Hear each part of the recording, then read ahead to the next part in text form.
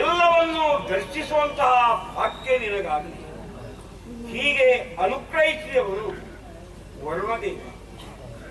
ವರುಣದೇವನ ಕ್ರತುವಿನಲ್ಲಿ ಜನ್ಮವನ್ನೆತ್ತಿದಂತಹ ನಾನು ಆತನಿಗೆ ಮಗನೆನಿಸಿ ಅವನಲ್ಲೇ ಬೇಡಿಕೊಂಡಿದ್ದೆ. ನಾನೇನು ಮಾಡಬೇಕು, ನೀನು ಯಾರೆಂದು ತಿಳಿದುಕೋ. ಆಜ್ಞೆಯಾಗಿತ್ತು. ತಪೋನಿಷ್ಠನಾದೆ.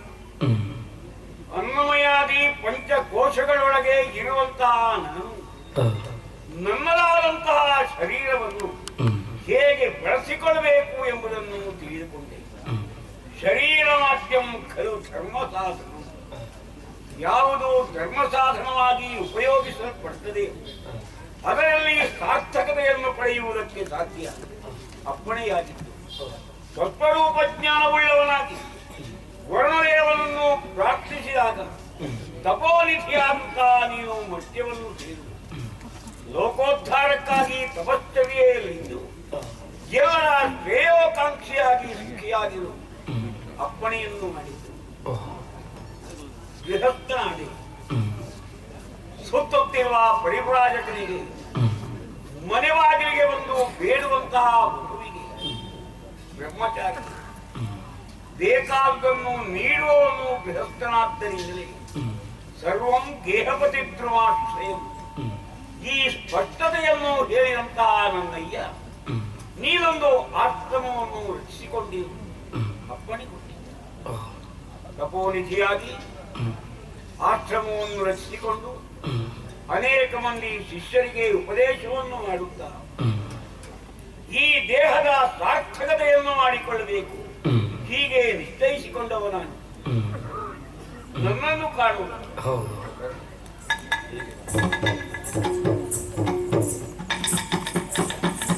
ಪೂಜ್ಯರ ಪಾದಾರವಿಂದಗಳಿಗೆ ವಂದಿಸಿಕೊಂಡಿದ್ದೇನೆ. ನಾನು ಸಿಂಧುವತಿಯಿಂದ ಬಂದವ. ವರುಣಲೋಕ ಅವರು ನನ್ನ ದೊರೆಗಳು ವರುಣದೇವರು ನಿಮ್ಮ ಅಪ್ಪನವರು ಒಂದು ವಿಷಯವನ್ನು ಹೇಳೋದಕ್ಕಾಗಿ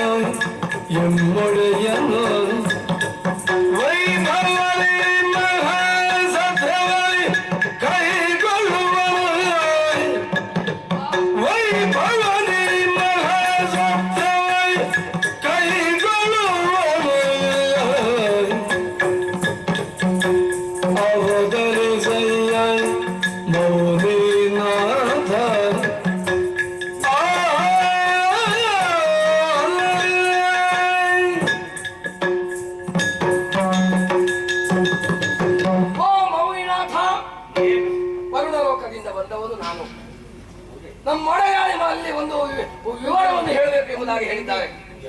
ಮುಖ್ಯವಾದಂತಹ ವಿಷಯ, ವರುಣ ದೇವರು ಒಂದು ಮಹತ್ತರವಾದಂತಹ ಯಾಗವನ್ನು ಮಾಡಬೇಕು ಎಂಬುದಾಗಿ ಸಂಕಲ್ಪಿಸಿಕೊಂಡಿದ್ದಾರೆ. ಹಾಗಾಗಿ ಈ ವಿಷಯವನ್ನು ನನ್ನ ಮಗಳಾದಂತಹ ಭೃಗು ಮಹರ್ಷಿಯಲ್ಲಿಗೆ ಹೋಗಿ ವಿಷಯವನ್ನು ಹೇಳಿ ಬರಬೇಕು ಎಂಬುದಾಗಿ ಹೇಳಿದ್ದಾರೆ. ದೊಡ್ಡದಾದಂತಹ ಯಾಗವನ್ನು ಕೈಗೊಳ್ಳುತ್ತಾರಂತೆ. ಏನಾದರೂ ಆಗಬೇಕು ಎಂದು ಅಪ್ಪಣೆಯಾಗಿದೆಯೋ? ಹೌದೌದು, ಇದು ಸಾಮಾನ್ಯ ಯಾಗಲ್ಲ. ಇದು ಲೋಕ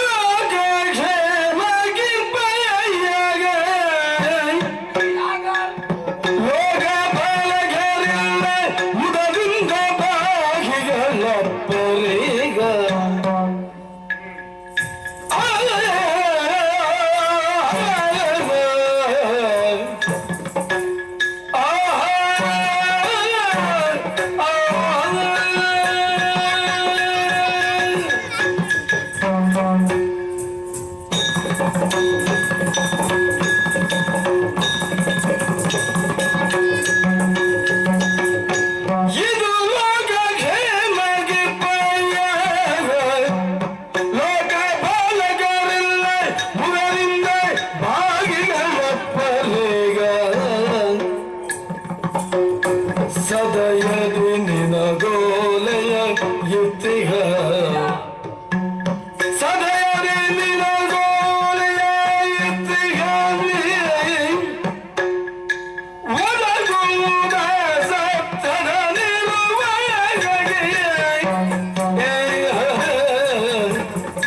ಅವತರಿಸಿದ ಮೌನಿನಾಥ ನಿನ್ನರಿಗೆ ವರುಣ ಭುವನದಲ್ಲಿ ಬಲದಿಲಯ್ಯ ಖ್ಯಾತ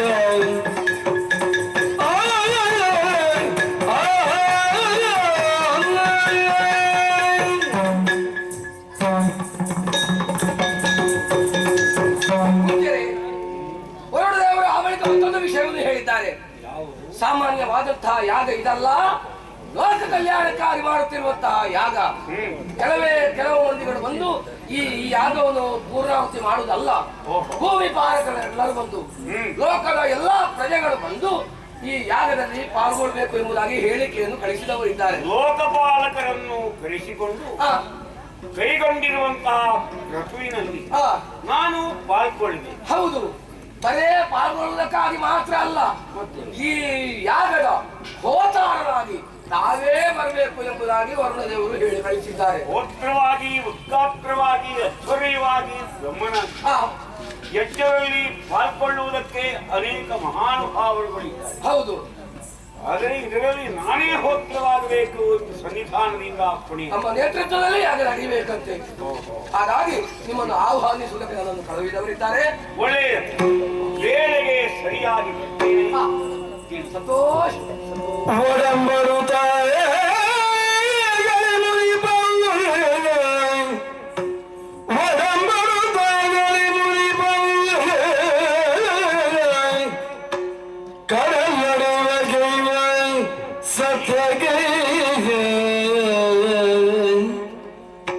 ಕಡಲೊಡೆಯಗೈವ ಸತ್ರಕ್ಕೆ ಅತಿ ಮುದ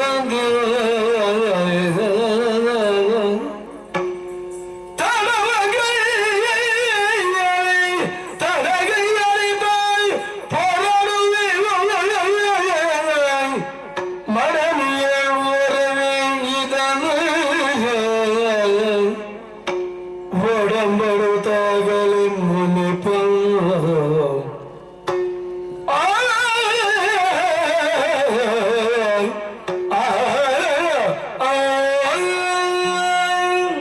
ಪರೋಕ್ಷ ಪ್ರಿಯರಾದ ದೇವತೆಗಳು ಲೋಕ ಕಲ್ಯಾಣಿ ಜೀವನ ಉದ್ಧಾರಕ್ಕಾಗಿ ಬ್ರಹ್ಮದೇವನು ಹೇಳಿರುವುದು ಯಜ್ಞಗಳನ್ನು, ಲೋಕಲೋಕಗಳನ್ನು ಸೃಷ್ಟಿಸಿರುವನು. ಯಜ್ಞಗಳಿಂದ ನಿಮ್ಮ ಕಲ್ಯಾಣವಾಗುವುದು ಎಂಬುದನ್ನು ಸ್ಪಷ್ಟವಾಗಿ ಸಹ ಯಜ್ಞ ಪ್ರಜಾ ಸೃಷ್ಟ ಪುರೋವಾಚ ಪ್ರಜಾ ನಾನಾ ಯಜ್ಞಗಳನ್ನು ಹೇಳಿ ನಿಮ್ಮ ಕಾಮನಗಳೇನು ಅದನ್ನು ಪೂರೈಸಿಕೊಳ್ಳುವುದಕ್ಕಾಗಿ ಯಜ್ಞವನ್ನು ಕೈಗೊಳ್ಳಿ. ಯಜ್ಞ ಮನುಷ್ಯನಿಗೆ ಕಾಮಧೇನುವಿನ ದೇವತೆಗಳ ಇಚ್ಛಾಪೂರ್ತಿಗೆ ಒದಗುವಂತಹ ಮಹಾಕಾರ್ಯ. ಲೋಕಕ್ಷೇಮ ವರುಣದೇವನ ಉದ್ದೇಶ. ಸಮಯಕ್ಕೆ ಸರಿಯಾಗಿ ವರ್ಣಲೋಕವನ್ನು ಸೇರಿ ಯಾಗದಲ್ಲಿ ಪಾಲ್ಗೊಳ್ಳಬೇಕಾಗಿದೆ. ಹೋಗಿ ಬರುವುದಕ್ಕೆ ದಿನಗಳಾಗುವುದು. ನಾವು ಅಗ್ನಿಯನ್ನು ಆರಾಧಿಸುವುದು. ಗೃಹಸ್ಥನಾದವನು ಮನೆಯಲ್ಲಿ ಇಲ್ಲ ಎಂದಾದರೆ ಗೃಹಿಣಿಯಾದವನು ಮನೆಯೊಡತಿಯಾಗಿ ಏನು ನಡೆಯಬೇಕಾಗಿದೆಯೋ ಅದನ್ನು ನಡೆಸುವುದಕ್ಕೆ ಸಿದ್ಧರಾಗಬೇಕು. ನನ್ನ ಅನುಪಸ್ಥಿತಿಯಲ್ಲಿ ಅಗ್ನಿಗೆ ಬೇಕಾದನ್ನು ನೀಡುವವಳು ಕುಲೋದೆ. ಆದುದರಿಂದ ಅವಳಲ್ಲಿ ಈ ವಿಚಾರವನ್ನು ಮರುಗಿ ಹೋಗಬೇಕಲ್ಲ. ಕುಲೋಮ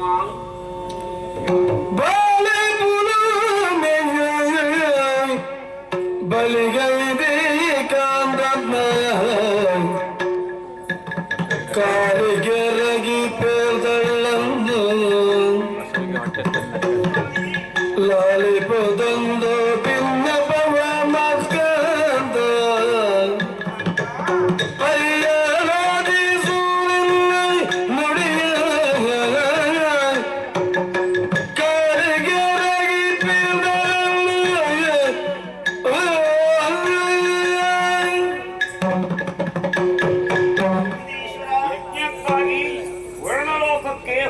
ನಿಂತು ನಿನ್ನನ್ನು ಈ ಕಡೆಗೆ ಕರೆದೆ. ಹ, ದೂತನಾಡಿದ್ದನ್ನೆಲ್ಲ ನೀನು ಕೇಳಿಸಿಕೊಂಡಿರಬೇಕು ಅಂತ ನನಗೆ ಅನಿಸ್ತದೆ. ಅರ್ಥವಾಯ್ತು ಸ್ವಾಮಿ. ಸ್ವಾಮಿ, ಮಡದಿಯಾದವಳು ತನ್ನ ಭಾಗ್ಯದಾಯಕನಾದ ಪತಿಯ ಬಳಿಯಲ್ಲಿ ಇರುವುದಕ್ಕೆ ಆಶಿಸ್ತಾಳೆ. ಇದು ತಪ್ಪೇ ಸ್ವಾಮಿ. ನನ್ನ ಮನದ ಇಂಗಿತವನ್ನು ತಿಳಿಯುವಂತಹ ಶಕ್ತಿ ನಿಮಗಿದೆ. ಆದರೆ ನನ್ನ ಮನದ ಅಭಿಪ್ರಾಯವನ್ನು ನಾನೇ ತಿಳಿಸಬೇಕೆಂಬ ಆಸೆಯೇ ನಿಮಗೆ ಇಲ್ಲ. ನಿಮಗೆ ಗರ್ಭದಿ ಬೆಳೆಯುವುದ ಸ್ವಾಮಿ, ತವದಿ ಜಯಮ್ಮಯ್ಯ ಗರ್ಭದಿ ಬೆಳೆಯುವುದ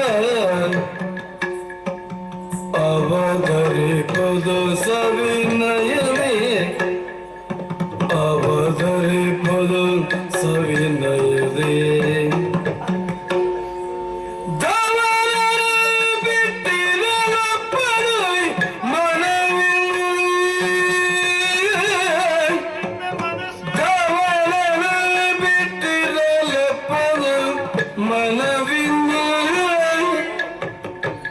ಕವಿವುದು ಶೂನ್ಯವಾಶ್ರಮದೆ ಆಶ್ರಮ ಅವನನು ಬಿಟ್ಟಿರಲಪ್ಪರು ಮನವಿಂದು ಕವಿವುದು ಶೂನ್ಯ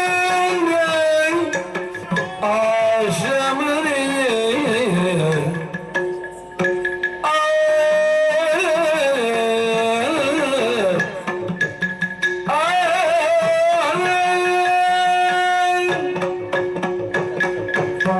ಈಶ್ವರ, ಕಾಯೇನ ವಾಚ ಮನಸ ಈ ದೇಹವನ್ನು ಮುಡಿಪಾಗಿಟ್ಟು ಸದಾ ನಿಮ್ಮ ಸೇವೆಯನ್ನು ಮಾಡ್ತಾ ಬಂದವಳು ನಾನು.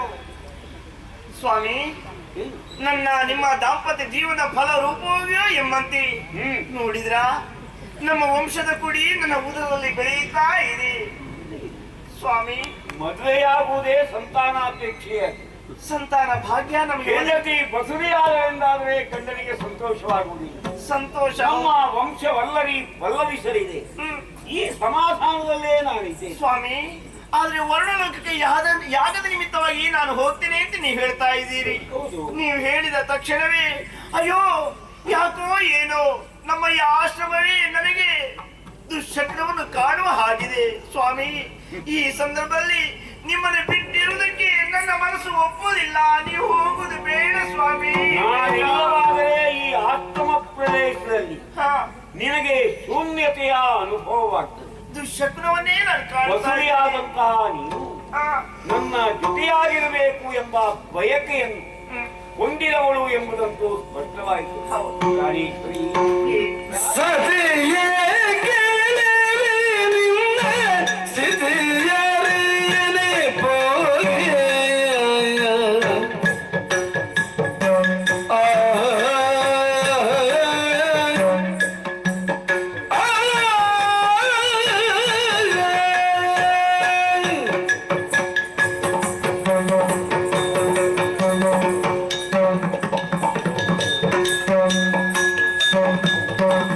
ಸತಿಯೇ ಕೇಳಲಿ ನಿನ್ನ ಸ್ಥಿತಿಯರಿಯನೆ ಪೋಯೆ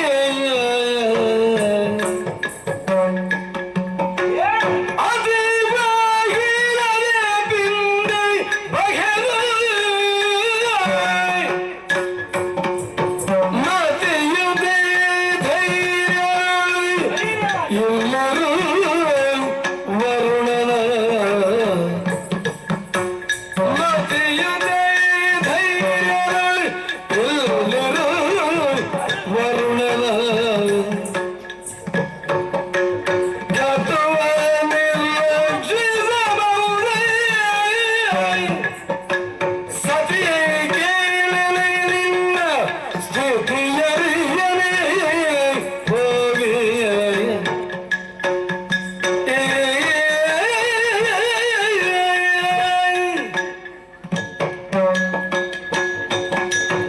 ಭೂಮಿ, ನನ್ನ ಬಳಿಯಲ್ಲೇ ಇರಿ ನೀವು. ನಿನ್ನ ದೇಹ ಸ್ಥಿತಿ ಏನು ಎಂಬುದನ್ನು ಹ್ಮ್, ತಿಳಿಯದವನು ನಾನಲ್ಲ. ಮತ್ತ್ಯಾಕೆ? ಆದರೆ ಏನು? ಯಜ್ಞವೊಂದನ್ನು ನಡೆಸುವ ಉದ್ದೇಶವುಳ್ಳವನಾಗಿ ಹ್ಮ್, ನಮ್ಮಯ್ಯ ಬರಬೇಕೆಂದಾಗ ಹಾ, ಹೋಗಬೇಕಾದ ಅನಿವಾರ್ಯತೆ ನನಗಿದೆ. ಹ್ಮ್, ಹೆಂಡತಿ ಆರೋಗ್ಯ ಚೆನ್ನಾಗಿಲ್ಲ, ಹಾ, ಹೆಂಡತಿ ಮಸುರಿಯಾಗಿದ್ದಾರೆ, ಹ್ಮ್, ಮನೆಯಲ್ಲಿ ಅಡುಗೆಗೆ ಜನ ಇಲ್ಲ. ಹಾ, ಹೀಗೆಲ್ಲ ಹೇಳುತ್ತಾ ಹೆಂಡತಿ ಕಾಯಿದರೆ ಹ್ಮ್, ಗಂಡ ಹೋಗಲೇಬೇಕಾದ ಹಾ, ಕಾರ್ಯಕ್ರಮದಲ್ಲಿ ಭಾಗವಹಿಸದೆ ಸಾಧ್ಯವಾಗ್ತದೆ. ಹ್ಮ್, ಯಜ್ಞಾದಿಗಳನ್ನು ನಡೆಸುವುದಕ್ಕೆ ಹಾ, ಯಾರು ಅರ್ಹತೆಯುಳ್ಳವರು ಹ್ಮ್, ಅವರನ್ನು ಮಾತ್ರವೇ ವರುಣದೇವ ಕರೆಸಿಕೊಳ್ತಾರೆ. ಹಾ, ಅದನ್ನು ನಾನು ಅಲಕ್ಷಿಸುವ ಹಾಗಿಲ್ಲ. ಹ್ಮ್, ತಿಳುವಳಿಕೆಯುಳ್ಳಂತಹ ನಿನಗೆ ಹಾ, ಈ ಸ್ಥಿತಿಯಲ್ಲಿ ಇರುವುದು ಕಷ್ಟ ಸಾಧ್ಯವೇನೂ ಅಲ್ಲ. ಹ್ಮ್, ಈ ಆಶ್ರಮದಲ್ಲಿ ನಿನಗೆ ಬೇಕಾಗಿರುವ ಹ್ಮ್, ಎಲ್ಲ ಅನುಕೂಲತೆಗಳೂ ಇವೆ. ಹ್ಮ್, ನೀನು ಕಳೆದಾಗ ಓಡಿ ಬಂದು ಸೇವೆಗೆ ಸಿದ್ಧರಾಗುವ ಹಾ, ಅನೇಕ ಮಂದಿ ಶಿಷ್ಯಂದಿರಿದ್ದಾರೆ. ಹ್ಮ್, ನಿನ್ನನ್ನು ಯಾರೂ ಈ ತನಕ ಉಪೇಕ್ಷೆ ಮಾಡಿರುವರಿಲ್ಲ. ಹಾ, ಹೀಗಿರುತ್ತಾ ನೀನು ಯೋಚನಾಪರರಾಗಿರುವುದಾದರೂ ಯಾಕೆ? ಹ್ಮ್, ಪತಿಯ ಸಾಂಗತ್ಯದಲ್ಲಿರಬೇಕು ಸಹಜ, ಹಾ, ಅಲ್ಲವೆನ್ನಲಾರೆ. ಮತ್ತ್ಯಾಕೆ? ಆದರೆ ಎಲ್ಲ ಸಮಯದಲ್ಲಿಯೂ ಗಂಡನ ಜೊತೆಯಲ್ಲಿ ಹ್ಮ್, ಹೆಂಡತಿ ಇರುವುದಕ್ಕಾಗುವುದಿಲ್ಲ. ಹಾ, ಇದು ನಿನಗೂ ಗೊತ್ತಿದೆ. ಹಾ, ನಾವು ಕಾರ್ಯತತ್ಪರು ಎಂಬುದನ್ನು ಹ್ಮ್, ಮರೆಯದಿರು. ಹಾ, ಶೀಘ್ರವಾಗಿ ಹಾ, ಯಜ್ಞವನ್ನು ಪೂರೈಸಿ ಹಾ, ಮರಳಿ ನಾನು ಬರ್ತೇನೆ. ನಿನಗೆ ಅಶುಭವಾಗಿ ಕಾಣುವುದು ಯಾವುದು? ಹಾ, ಶಕುನಗಳು. ಹಾ, ಶಕುನಗಳು ಹ್ಮ್, ನಾವು ತಿಳಿದುಕೊಂಡಂತೆ ಅಶುಭವೂ ಅಲ್ಲ, ಹೌದೇ? ಶುಭಪ್ರದವೂ ಅಲ್ಲ, ಹಾ, ಆಗುತ್ತಾ ಇರ್ತದೆ. ಹ್ಮ್, ಇದನ್ನು ನಾವು ಕೆಟ್ಟದೆಂದೋ ಒಳ್ಳೆಯದೆಂದೋ ತಿಳಿದುಕೊಳ್ಳುವುದು ಹಾ, ನಮ್ಮ ಮನೋಭಾವನೆ. ಹಾ, ಆದ್ದರಿಂದ ಹಾ, ಮಾನಸಿಕವಾದಂತಹ ಸ್ವಾಸ್ಥ್ಯ ಇದ್ದರೆ ಹ್ಮ್, ಗಂಡ ಹೋದಲ್ಲಿ ಏನೂ ಮಾಡುವುದು. ಹಾ, ನೀನು ಯೋಚಿಸಬೇಕಾಗಿಲ್ಲ. ಈಗ ಏನಾಗ್ತದೆ ಗೊತ್ತೋ? ಏನು? ನೀನು ಈ ರೀತಿ ಹೇಳಲಾರಂಭಿಸಿದರೆ ಹಾ, ನಿನ್ನ ಮಾನಸಿಕವಾದ ದೌರ್ಬಲ್ಯವನ್ನು ಹಾ, ನೀನು ಪ್ರಕಟಿಸಿದಂತಾಗ್ತದೆ. ನನ್ನ ಗಂಡಲ್ಲಿ ಹೋಗಿ ಏನು ಮಾಡ್ತಾರೋ, ಹಾ, ಅವರು ಯಾರ ಜೊತೆಯಲ್ಲಿರ್ತಾರೋ, ಅವರು ಹೇಗಿರ್ತಾರೋ ಯೋಚಿಸಬೇಡ. ಆ ಯೋಚಿಸುವುದೇ ಯೋಚನೆ ಇಲ್ಲ. ನನಗಿಲ್ಲ. ಇದಕ್ಕೆ ಕಾರಣ ಏನು? ಹಾ, ಮನೋ ದೌರ್ಬಲ್ಯ. ಹಾ, ಆದ ಕಾರಣ ಮನಸ್ಸನ್ನು ಸ್ಥಿರೀಕರಿಸಿಕೋ. ಹಾ. ಹೋಗಿ ಬರ್ತೇನೆ. ಆದರೆ ನನ್ನ ಪರಿಸ್ಥಿತಿ ಹೇಗಿದೆ ಅಂತ ನಿಮಗೆ ಅರ್ಥವಾಗುವುದಿಲ್ಲ ಸ್ವಾಮಿ. ಏನಾಗಿದೆ? ಪರಿಸ್ಥಿತಿ ಏನಾಗಿದೆ? ಮಾತ ಕೊಳದು ಇಲ್ಲ. ಮನವೆನ್ನ ಮಾತ ಕೊಳದು ಸ್ವಾಮಿ, ವಿರಗದಲ್ಲಿ ತನುವ ಜರ್ಜರಿತವನು ಅಯ್ಯೋ, ವಿರಗದಲ್ಲಿ ತನುವ ಜರ್ಜರಿತವನು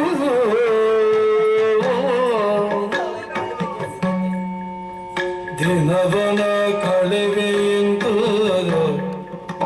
ದಿನವನ ಕಳೆವುದೆಂತು ಓರ್ವಳಿ ಒಳದೊಳು ಪಿಶಾಚದಂತು ಓರ್ವಳಿ ಒಳದೊಳು ಪಿಶಾಚದಂತು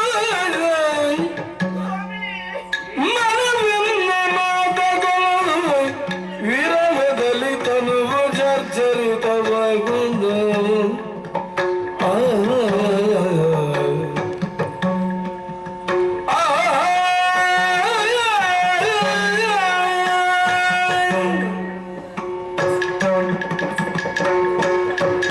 ಈಶ್ವರ, ಯಾಗ ಯಜ್ಞ ಹೋಮ ಹವನಾದಿಗಳು ಲೋಕದ ಕಲ್ಯಾಣಕ್ಕಾಗಿ ನಡೆಯುವುದು ಅಂತ ನನಗೆ ಗೊತ್ತಿದೆ.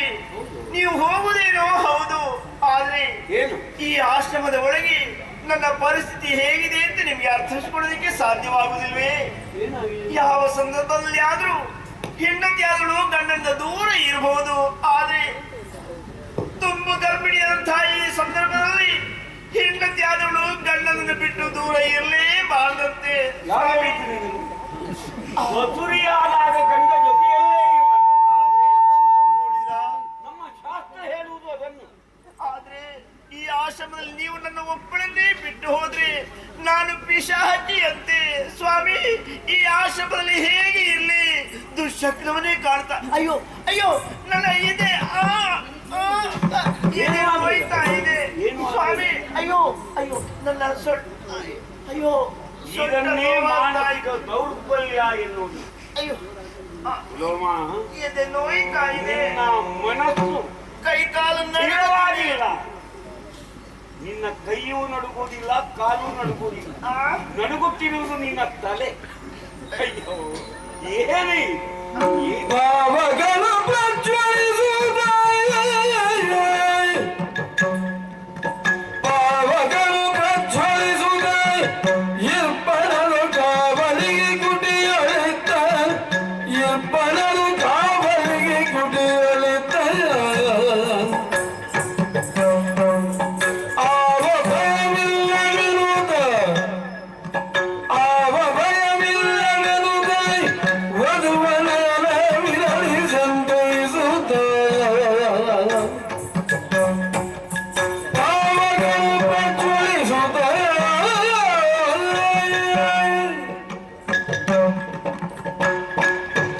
ಅಗ್ನಿಗೇಹವನ್ನೊಮ್ಮೆ ಜ್ವಲಿಸುತ್ತಿರುವಂತಹ ಅಗ್ನಿದೇವ ನಮ್ಮ ರಕ್ಷಣೆಗಾಗಿಯೇ ಇರುವ. ಹೌದೇ?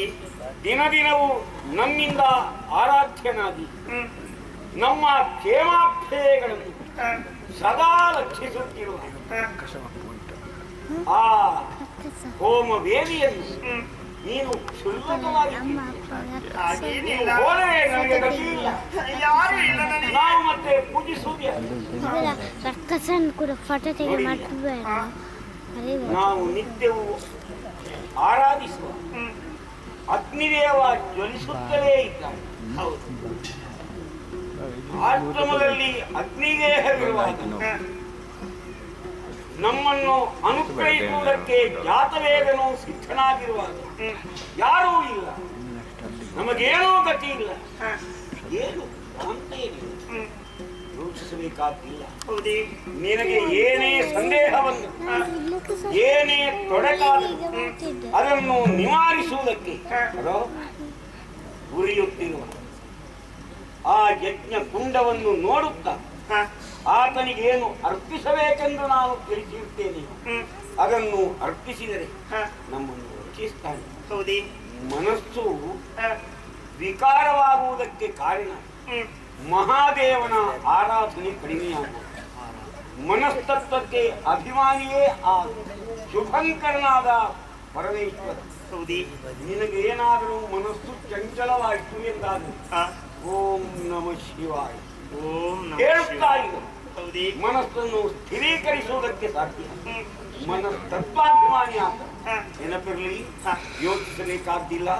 ಶೀಘ್ರವಾಗಿ ಬರ್ತೇನೆ. ಸ್ವಾಮಿ, ಇಷ್ಟು ಧೈರ್ಯದ ಮಾತನ್ನು ನೀವು ಹೇಳ್ತೀರಿ ಅಂತಾದ್ರೆ ಸಂತೋಷವಾಗಿ ನಾನಿರ್ತೇನೆ.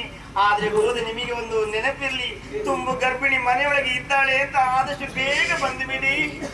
ನಾನು ಯಜ್ಞ ಕಾರ್ಯದಲ್ಲಿ ಆಸಕ್ತನಾಗಿ ಮಂತ್ರ ಹೇಳುವ ನನ್ನ ಹೆಂಡತಿ ನೆನಪಿರ್ಲಿ, ಬೇಗ ಬನ್ನಿ ಅಂತ ಹೇಳಿದೆ. ಹೆಂಡತಿಯನ್ನು ಯಾರಾದರೂ ಮರೆಯುವುದಕ್ಕುಂಟು. ಯೋಚಿಸಬೇಡ, ಧೈರ್ಯವಾಗಿ ಹೋಗಿ ಬರ್ತೇನೆ. ಓಂ ನಮಃ ಶಿವಾಯ.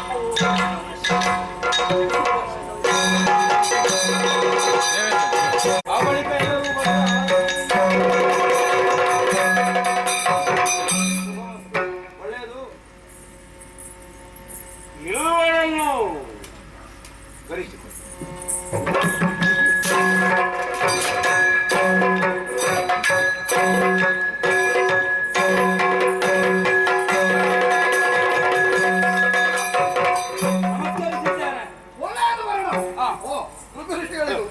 ಬಂದಿದ್ದೇನೆ. ಸ್ವಲ್ಪ ತಡಿ. ಬಹಳ ಅಂದವಾಯಿತು. ನಿಮ್ಗೆ ಆಸನ ಇಲ್ಲೇ ಒಳ್ಳೇದು. ಇಂದ್ರ ಇಲ್ಲೇ ಕಾಣಬೇಕು. ಇಂದ್ರ ಇಲ್ಲೇ ಇರಬೇಕು. ನೋಡು, ಎಲ್ರಿಗೂ ಈ ಕಾಣಬೇಕು. ಸಭಾ ಕಾರ್ಯಕ್ರಮ ಯಾರ್ದು? ಒಟ್ಟು ತಲೆಬಿಸಿ ಆಗಿದೆ ನನ್ನದು. ವರುಣ, ಸುಧಾರಿಸಿಕೊಳ್ಳಬೇಕು. ನೀನೇನು ಯೋಚಿಸಬೇಡ. ಹಾ, ನಿನ್ನ ಮಗನೇ ಭೃಗು ಋಷಿಗಳೇ ಹೌದು. ಯಜ್ಞದ ಮುಖ್ಯ ಪುರೋಹಿತನಾದ ಹೌದಾ ಕಾರಣ ಅವರೇ? ನಿರ್ಭೀತವಾಗಿ ವಹಿಸಲು ವಿಶ್ವಾಸ ನಮಗೂ ಇದೆ. ಉಂಟಲ್ಲ. ನಾವೆಲ್ಲರೂ ಬಂದವರು ಅವರಿಗೆಲ್ಲ ವ್ಯವಸ್ಥೆ ಮಾಡಿ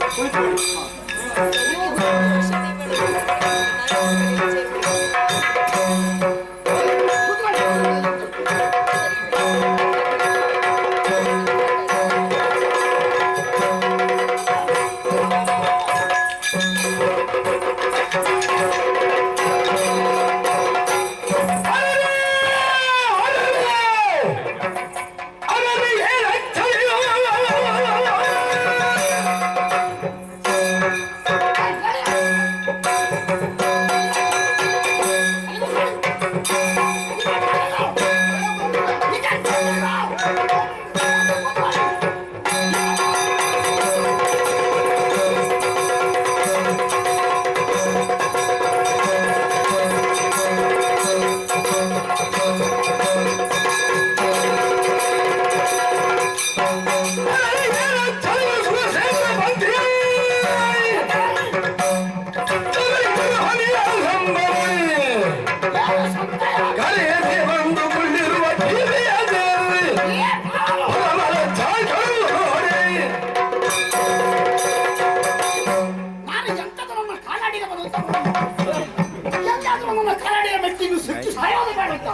ನಾನು ಹಾಕಿದ್ರೆ ಮಾಡೋದು ಕುದುರೆ ಮರಿಗಳು ಬೀದಿಗಳು ಬೇಕಾದವುಗಳು ಅಲ್ಲ ಏನ್ ಆಶ್ಚರ್ಯ ಇದು ಎಂತ ಮನೆಯಾದ್ರು ಸಿಟ್ಟವಾದ ಇದ್ದೇನು ಸ್ವಾಮಿ ನಾನು ದಿಕ್ಪಾಲಕರ ಜೊತೆಯಲ್ಲಿ ಈಗ ಆವಿಷ್ಕರವಾಗಿದ್ದೆ ಒಳ್ಳೆಯ ಸ್ಥಾನಮಾನವನ್ನು ಈ ವರುಣ ನನಗೆ ಕೊಟ್ಟಿದ್ದ ಎಂತಹ ಸಭೆ ಇದು ಎಂತಹ ವಿದ್ವಾಂಸರನ್ನ ಬಂದು ಸೇರಿದ್ದಾರೆ ಇದರ ಬಗ್ಗೆ ಸಂತೋಷ ನಾವಿರುತ್ತ ನೋಡಿ ಇದು ಗೊತ್ತಾಗ್ತದೆ ಏನು ಅಂತೇಳಿ ಆ ಕಡೆ ದೇವತೆಗಳು ಅಲ್ಲ ರಾಕ್ಷಸರು ಅಲ್ಲ ಮನುಷ್ಯರು ಅಲ್ಲ ಕುದುರೆಗಳು ಕುದುರೆ ಮರಿಗಳು ಒತ್ತಕ್ಕದಯ್ಯ ಬಂದುಕೊಂಡು ನಮ್ಮ ಮಧ್ಯೆ ಕುಳಿತು ಬಿಟ್ಟರಲ್ಲ ಏನು ಇದು ವಿಚಿತ್ರ ಅಂತ ನಾನು ಆಲೋಚನೆ ಮಾಡುವುದು ಯಾರು ಎಲ್ಲೆಲ್ಲಾಕೋ ಅಲ್ಲಿ ಇದ್ರೆ ಚಂದ ಅಲ್ವ ಸ್ವಾಮಿ ತಲೆಗೆ ಹಾಕುವುದನ್ನು ತಲೆಗೆ ಇಡುವುದಕ್ಕಾಗುತ್ತದೋ ತಲೆಗೆ ಮುಂಡಾಸ್ಕೊಂಡು ಕಾಲಿಗೆ ಹಾಕ್ಲಿಕ್ಕೆ ಆಗುತ್ತದೋ ಹಾಗಾದ್ರೆ ಇದನ್ನೆಷ್ಟು ಹೆಚ್ಚು ವಿಚಿತ್ರ ಏನಿದೆ ಇದು ಏನು ಗೊತ್ತುಂಟು ನಾವೆಲ್ಲ ಪಟ್ಟು ಸಲಹೆ ಆಗಿ ಹೋಯಿತು ಇಷ್ಟು ಮಂದಿಯಲ್ಲಿ ಇರುವಂತಹ ಸಭೆಯಲ್ಲಿ ತಂದು ಕುಳಿತರಲ್ಲ ಇವರು ಯಾರು ಗೊತ್ತಾಗಿಲ್ಲ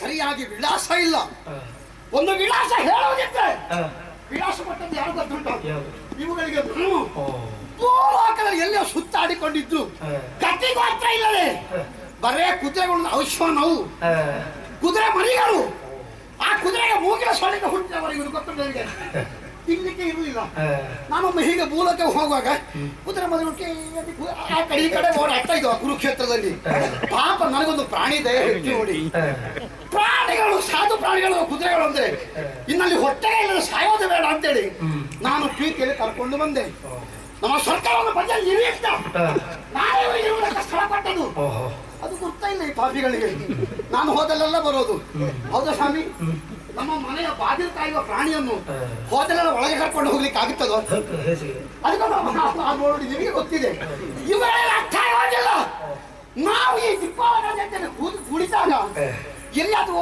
ಅಲ್ಲಿ ಬಾಗಿಲ ಬುಡದಲ್ಲಿ ಎಂಜಲು ಎಲೆ ಬಿಸಾಡುವಲ್ಲಿ ಹೋಗಿ ಕೂತ್ಕೊಳ್ಳುವುದು ಬಿಟ್ಟು ಸಮಯ ಬರ್ತದಲ್ಲ ನಮ್ಮ ಜೊತೆಯಲ್ಲಿ ನಮ್ಮ ಸಹಪಂಥಿಯಲ್ಲಿ ಕುಳಿತೇ ಬಿಟ್ಟರಲ್ಲ ಇವರ ಧೈರ್ಯಕ್ಕೆ ಮೆಚ್ಚಲೇಬೇಕು ಬೇಕು ಇವರಿಗೆ ಇಷ್ಟು ಅಹಂಕಾರ ಬಂದು ಹೇಗೆ ಗೊತ್ತು ನಾನು ಸ್ವರ್ಗದಲ್ಲಿ ಕೂತ್ಕೊಳ್ಳೋಕೆ ಅವಕಾಶ ಕೊಟ್ಟಿದ್ದೇನಲ್ಲ ಅದು ಅಹಂಕಾರ ತಲೆಗೆ ಏರಿ ಹೋಗಿದೆ ಈಗ ಸರಿಯಾ ಹೇಳಿ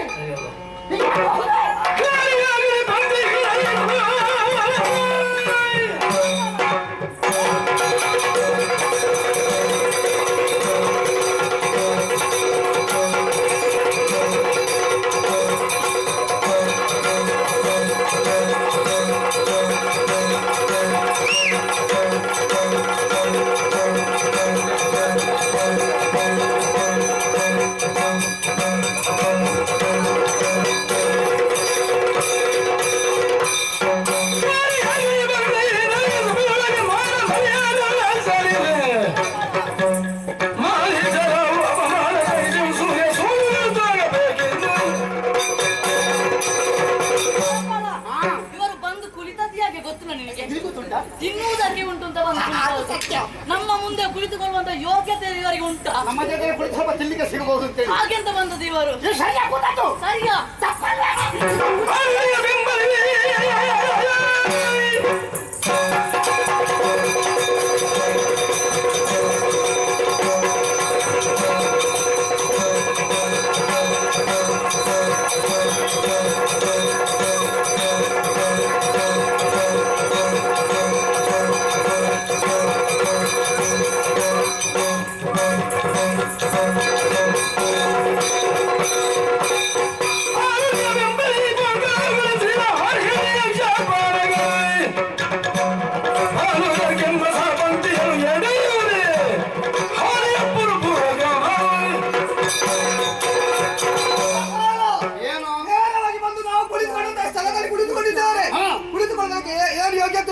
ಮರ್ಯಾದಷ್ಟಿರುವ ಸಭೆಯಲ್ಲಿ ಆ.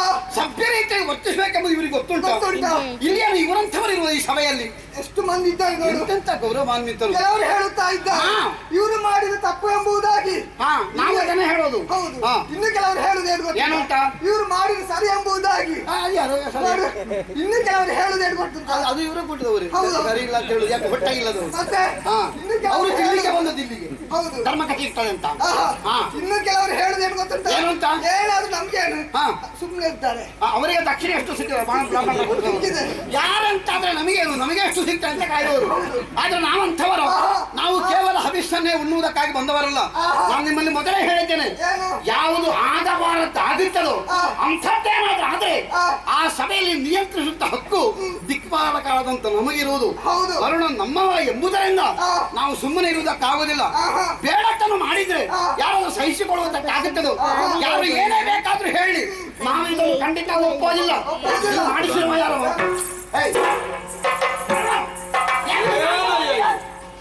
ಒಬ್ಬ ಕೇಳ್ತೀರಾ? ವರಸಬಸದರು ಕೇಳಿ ನೀವೆಲ್ಲ ಕೊಳ್ಳಿ ಸಹನೆಯನ್ನು ಮಾಡಿ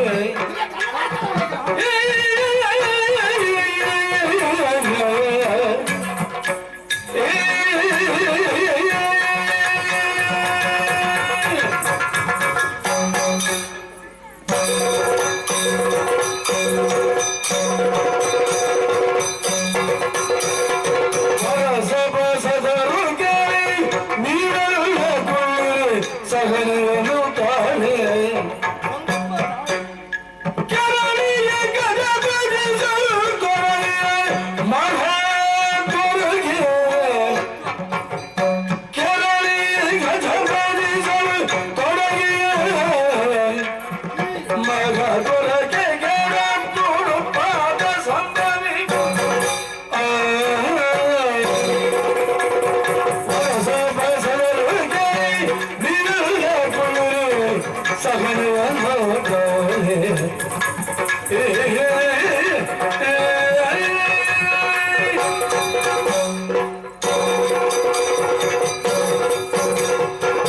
ಸುರೇಂದ್ರ, ಏನು ವರುಣ? ನಾನು ಆಗ್ಲೇ ನಿನ್ನ ಆಗಮನ ಆಗುವಾಗಲೇ ಹಾ, ತಬ್ಬಿಬ್ಬಾಗಿ ಹೇಳಿದ ಮಾತು ಏನು?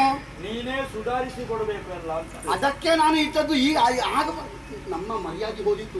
ಗೊತ್ತಿಲ್ಲ, ನೀವು ನನ್ನ ಜೊತೆ ದಿಕ್ಪಾಲಕರ ಜೊತೆ ನೀನೇ ಮರ್ಯಾದೆ ತೆಗಿತಾ ಇದ್ದೀಯಲ್ಲ ಪುಣ್ಯ. ಇಲ್ಲಿ ಹೀಗಾದ್ರೆ ಯತ್ನ ಮಾಡೋ ನಿನಗೆ ಅವಮಾನ. ಅಯ್ಯೋ ಹಾಗಲ್ಲ, ಹಾಗಾಗಬಾರದು. ಹಾಗಾಗಬಾರ್ದು ಅಂತ ನನಗೂ ಗೊತ್ತುಂಟು. ಮತ್ತೆ ಆದ್ರೆ ಈ ರೀತಿ ನೀವು ಕೆರಳಿ ಕೆಂಡಾಮಂಡಲವಾಗಿ ಈ ರೀತಿ ಗಲಾಟೆ ಮಾಡಿದ್ರಿ ಅಂತ ಆದ್ರೆ ಹಾ, ಇಲ್ಲಿ ವ್ಯವಸ್ಥಾಪಕ ನಾನು ಹೌದಾ? ಹೌದು, ಇಂಥ ವ್ಯವಸ್ಥೆ ಕಾರ್ಯಕ್ರಮದ ವ್ಯವಸ್ಥಾಪಕನಿಗೆ ಎಷ್ಟು ತಲಬಿಸಿರ್ತದೆ ಅಂತ ನಿನಗೆ ಗೊತ್ತುಂಟ? ವರುಣ, ನಿನಗೆ ಗೊತ್ತಿಲ್ವಾ? ವರುಣ, ಓ, ನಿನ್ನ ಮೇಲೆ ಅಭಿಮಾನ ಇಲ್ಲದೇ ಇದ್ರೆ, ಹಾ, ನೀನು ನಮ್ಮವ ಎಂಬ ಭಾವನೆ ಇಲ್ಲದೇ ಇರ್ತಿದ್ರೆ ಹಾ. ನಾನು ಈ ಸಭೆಗೆ ಬರ್ತಿದ್ರ? ಇಲ್ಲಪ್ಪ. ಈ ಯಜ್ಞ ನೀನು ಮಾಡುವ, ಇದು ನಾನು ಮಾಡುವಂತ ನಾನು ತಿಳ್ಕೊ. ನಾನು ಇವರಲ್ಲಿ ನಾನು ಹೇಳಿದ ಅದಕ್ಕೆ ನಿನಗೆ ಪೂರ್ಣ ವರುಣ ದೇವ ನಮ್ಮವ ಮಾಡುವ ಯಜ್ಞಕ್ಕೆ ನಾವು ಭಾಗಿಯಾಗಬೇಕು. ಅಲ್ಲಿ ಆದ್ರೂ ಹೆಚ್ಚು ಕಡಿಮೆ ಆದ್ರೆ ಹಾ. ಅದು ಹಾಗಲ್ಲ, ಹೀಗೆ ನಾವು ಹೇಳಬೇಕು ಹಾ. ಎಂಬುದರಿಂದ ಈ ಸಭೆಯಲ್ಲಿ ನಾನು ಎದ್ದುದು. ಇಷ್ಟು ಮಂದಿಗೆ ನೀನು ಹೇಳಿಕೆ ಕಳಿಸಿದ್ಯಲ್ವಾ? ಹೌದು, ಇವರೆಲ್ಲ ಬಂದವರು ಹೇಳಿಕೆ ಕೇಳಿ ಬಂದವರಲ್ವಾ? ಅದೌದು. ಹೇಳಿಕ್ಕಿಲ್ಲ ಯಾರಾದ್ರೂ ಬಂದಿದ್ದಾರ? ಆದ್ರೆ ಹೇಳಿದ್ಯಾ? ಇವರು ಹೇಳಿದ್ಯಾ? ಕರೆಯಲೇ ಬಂದಿದ್ದರು ಈ ಯಮನರು ಸುರರು ಪಂಜಿಯೋಡಿದ್ದರು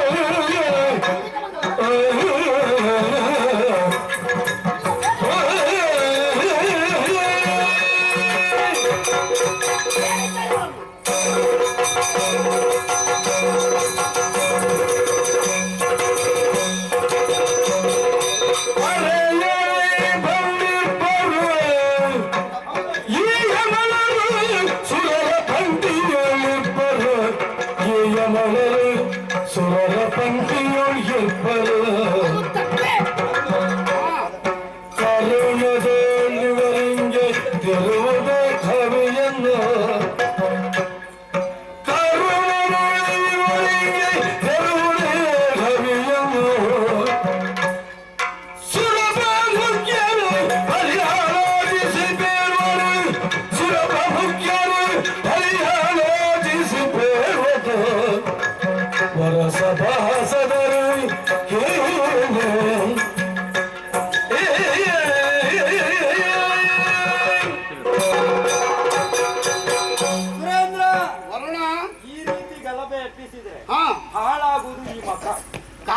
ಹಾಳಾಗಬಾರದು. ಬರಬೇಕಾದವರೇ ಬರಬೇಕು. ಆಗಬಾರದು. ನೀವು ಈ ಸಭೆಯಲ್ಲಿ ಎಂತ ವ್ಯವಸ್ಥೆ ಮಾಡಿದ್ರೆ ಗೊತ್ತಿದೆಯಲ್ಲ. ಹೌದು. ಯಾರ್ಯಾರ ಯೋಗ್ಯತೆ ಎಷ್ಟು ಇದೆ ಎಂಬುದನ್ನು ತಿಳಿದು ಅವರವರ ಯೋಗ್ಯತೆ ಅನುಸಾರವಾಗಿ ಇಂಥವರು ಇಂಥ ಕಡೆಯಲ್ಲಿ ಕೂತ್ಕೊಳ್ಬೇಕು. ಆ ವ್ಯವಸ್ಥೆ ನೀವು ಮೊದಲೇ ಮಾಡಿದ್ಯೋ ಇಲ್ವೋ? ಮಾಡಿದ್ದೇನೆ. ದೇವತೆಗಳ ಪಂಕ್ತಿ ಇದು ಅಂತ ನೀನೇ ತೋರಿಸಿಲ್ವ? ಹೌದು. ನಾವೆಲ್ಲ ಜೊತೆ ಬಂದು ದೇವತೆಗಳ ಪಂಕ್ತಿಯಲ್ಲಿ ಕೂತಿದ್ದೇವೆ. ಹೌದಪ್ಪ. ಋಷಿ ಮುನಿಗಳಿಗೆ ಈ ಪಂಕ್ತಿ, ಊರಿನ ಅರಸುಗಳಿಗೆ ಆ ಪಂಕ್ತಿ, ಹೌದು. ಮುತ್ತೈದೆ ಹೆಂಗಸರು ಒಂದು ಕಡೆ. ಇಂತಹ ಸಭ್ಯ ಸಭೆಯಲ್ಲಿ ಯಾರು ಎಲ್ಲಿ ಕುಳಿತುಕೊಳ್ಬೇಕೆಂಬುದನ್ನು ಯೋಚಿಸಿ ಹೇಳದೆ ಬಂದವರು ಕೂತದಲ್ಲಿ ಗೊತ್ತು ನಿನಗೆ? ಗೊತ್ತಾಯ್ತು. ಸರಿಯಾ ಹೇಳು. ಸರಿಯೋ ತಪ್ಪೋ ಹೇಳುವುದಕ್ಕಿಂತಲೂ ಅವರು ಕರೆಯದೆ ಬಂದಿದ್ದಾರೆ. ಹೌದು, ಸರಿಯಾತ ಅದು. ಮನೆಗೆ ಒಬ್ಬ ಅತಿಥಿ ಬರ್ತಾರಂತ ಇದ್ರೆ ಅವ ಕರೆದೋ ಕರೆಯದೆಯೋ ಬಂದವ ವಿರೋಧಿ ಆದ್ರೂ ನಾವು ಸತ್ಕರಿಸಬೇಕಾದ್ದು ಧರ್ಮ ತಾನೆ. ನಾನದನ್ನು ಬೇಡ ಅಂತ ಹೇಳ್ತೇನೆ. ಆದ್ರೆ ವಿರೋಧಿ ಆದ್ರೂ ಯಾವನು ಎಲ್ಲಿ ಬರಬೇಕೋ ಎಲ್ಲಿ ಇರಬೇಕೋ ಅಲ್ಲಿಯೇ ಇದ್ರೆ ಚಂದ ಅಲ್ವೋ? ಅದು ಬರುವವರು ಆಲೋಚನೆ ಮಾಡ್ಬೇಕು. ಹಾಗಾದ್ರೆ ತಪ್ಪಲ್ವೋ ಅದು? ನಾನು ತಪ್ಪು ಅಂತ ಹೇಳುವುದಕ್ಕಿಂತಲೂ ಇವರಿಗೆ ಹವಿರು ಭಾಗ ಕೊಡಬಹುದೋ ಕೊಡಬಾರದು? ತಪ್ಪು ತಿಳಿಗೆ ಅಂದ್ರೆ ಹೆದರಿಕೆ ಆಗ್ತದ? ಅಲ್ಲಲ್ಲ, ಹೆದರಿಕೆ ಅಲ್ಲ. ಮತ್ತೆ ತಪ್ಪು ಅಂತ ಹೇಳಿದ್ರೆ ಆಗುವುದಿಲ್ಲ. ಯಾಕೆ ನಿನ್ನ ಮುಂದೆ ನಾನು ತಪ್ಪು ಅಂತ ಹೇಳಲಿಕ್ಕೆ ಆಗುತ್ತದ? ಆಗುವುದಿಲ್ಲ. ಯಾಕೆ ಹೇಳು? ಇವರಿಗೆ ಆವಿರ್ಭಾಗ ಕೊಡಬಹುದೋ ಕೊಡಬಾರದು ಅನ್ನುವುದನ್ನು ನೀವೆಲ್ಲ ಕೇವಲ ನೀನು ಒಬ್ಬ ಅಲ್ಲ, ನಾನು ಇದ್ದೇನೆ, ಋಷಿಗಳು ಇದ್ದಾರೆ, ವಿದ್ವಾಂಸರು ಪಂಡಿತೋತ್ತಮರಿದ್ದಾರೆ. ಎಲ್ಲರೂ ಒಟ್ಟಾಗಿ ಸೇರಿ ಒಂದು ಸಮಾಲೋಚನೆ ಮಾಡಿ ಆ ಬಳಿಕ ಒಂದು ತೀರ್ಮಾನಕ್ಕೆ ಬರುವ. ವರುಣ, ಹವಿರ್ಭಾಗ ದೇವತೆಗಳಿಗೆ ಮಾತ್ರ ಎಂಬುದು ನಿನಗೆ ಗೊತ್ತಲ್ಲ? ಗೊತ್ತಿದೆ.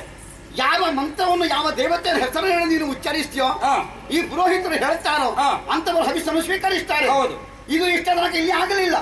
ಆದ ಕಾರಣ ಹವಿರ್ಭಾಗದ ವಿಷಯ ಇರಲಿ, ಬಂದದು ತಪ್ಪು, ಕುಳಿತದ್ದು ತಪ್ಪು, ಯಾರು ಹೇಳಿದ್ರು ತಪ್ಪು ತಪ್ಪು ತಪ್ಪೇ.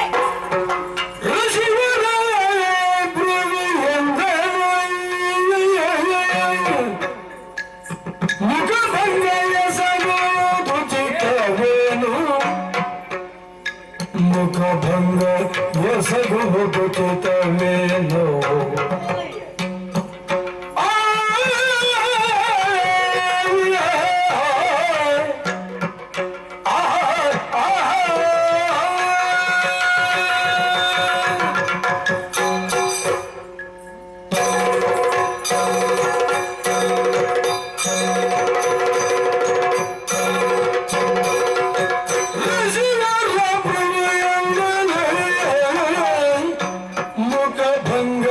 ಎಸಗುವುದುಚಿತವೇನು ಮುಖಭಂಗ ಎಸಗುವುದುಚಿತವೇನು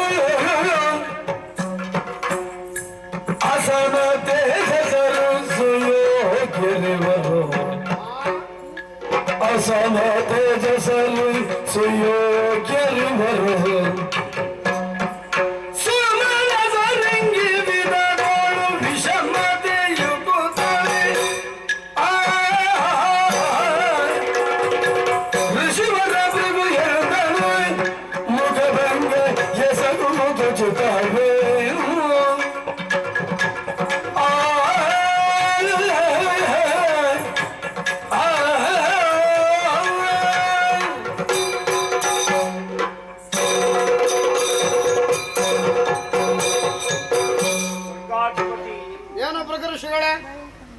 ಉದ್ವಿಗ್ನ ಚಿತ್ತನಾಗಿ ಮಾತುಗಳನ್ನಾಡಲಾರಂಭಿಸಿದ.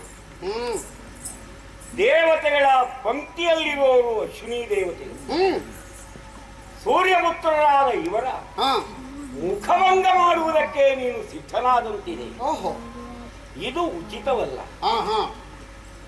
ಯಾರನ್ನು ದೇವಪಂಕ್ತಿಯಲ್ಲಿ ನಾವು ಕಾಣ್ತೇವೋ ಅಂತಹ ಈ ಯಮಳರನ್ನು ನೀನು ತಿರಸ್ಕರಿಸುತ್ತಿದ್ದೆ. ಯಾಕಾಗಿ? ಕುಳಿತುಕೊಳ್ಳುವುದಕ್ಕೆ ಅರ್ಹತೆ ಇಲ್ಲ, ಆ ಯೋಗ್ಯತೆ ಇವರಿಗಿಲ್ಲ. ಯಾಕಿಲ್ಲ? ಯಾವುದನ್ನು ವಿಮರ್ಶಿಸೋಣ. ಏನು? ಸೂರ್ಯನಂದನರಿವರು, ಸೂರ್ಯನ ಮಗನಾದಂತಹ ಯಮ ದಿಕ್ಪತಿಗಳಲ್ಲಿ ಒಬ್ಬ. ಅವನ ಬಗ್ಗೆ ನಿನಗೆ ತಾತ್ಸಾರ ಏನೂ ಇಲ್ಲ. ಸೂರ್ಯಪುತ್ರನಾದಂತಹ ಶನಿಯೊಬ್ಬ, ಗ್ರಹಗಳಲ್ಲಿ ಒಬ್ಬ. ಅವನನ್ನು ನೀನು ತಿರಸ್ಕರಿಸುವುದಿಲ್ಲ. ಈ ಸೂರ್ಯನಂದನರು ತೇಜಸ್ವಿಗಳು, ಇವರನ್ನು ನೀನು ತಿರಸ್ಕರಿಸುವುದು ಯಾಕೆ? ಎಲ್ಲಿಯೋ ಇದ್ದವರು ಬಂದಿದ್ದರೆ ನಾವು ಯೋಚಿಸಬೇಕಾಗಿತ್ತು, ಯಾಕೆ ಬಂದುದು ಎಂದು ಕೇಳಬೇಕಾಗಿತ್ತು. ಸುರವರ್ಗವನ್ನೆಲ್ಲ ಆಮಂತ್ರಿಸಿರುವಾಗ ಇವರು ಹೇಳದೆ ಬಂದಿದ್ದಾರೆ ಎನ್ನುವುದರಲ್ಲೇ ಔಚಿತ್ಯ ಇಲ್ಲ. ಸುರರೆಲ್ಲ ಬರಬೇಕು ಎಂದವರು ನಾವು. ಆದುದರಿಂದ ದೇವಪಂಕ್ತಿಯಲ್ಲಿ ಕುಳಿತಿದ್ದಾರೆ.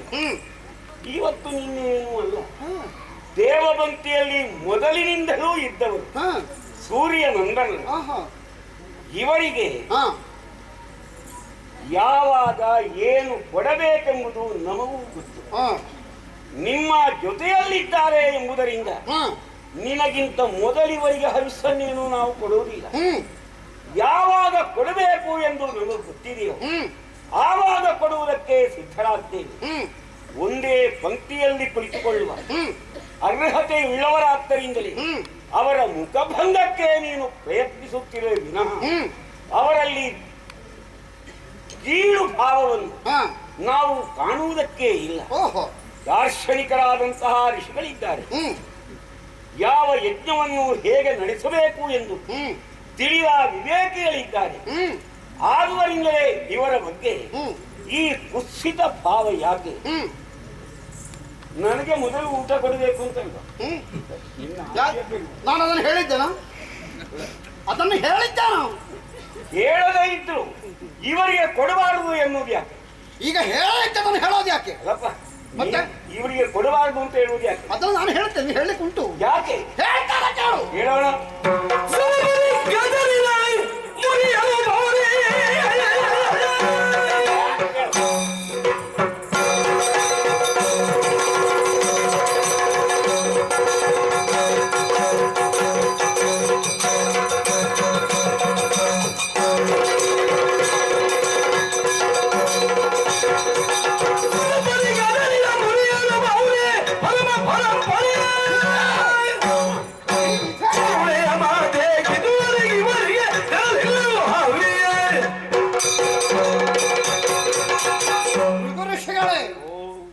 ಯಾವುದನ್ನು ಎಂದು ಆಕ್ಷೇಪಿಸ್ತಾ ನೀವು ತಿಳ್ಕೊಳ್ಳಬಾರದು. ಹಿಂದೆ ಯಾವುದು ನಡ್ಕೊಂಡು ಬಂದಿತ್ತೋ, ಯಾವುದನ್ನು ಅನಾಚರವಾಗಿ ನಾವು ನಡೆಸ್ತಾ ಬಂದಿದ್ದೇವೋ, ಅನಾಚೂರವಾಗಿ ನಡೆದುದರಲ್ಲಿ ಅದಕ್ಕೆ ಏನು ವ್ಯತ್ಯಯ ಇದೆ? ನಾನು ಅದಕ್ಕೆ ಆಕ್ಷೇಪ ಮಾಡುವುದೇ ಇಲ್ಲ.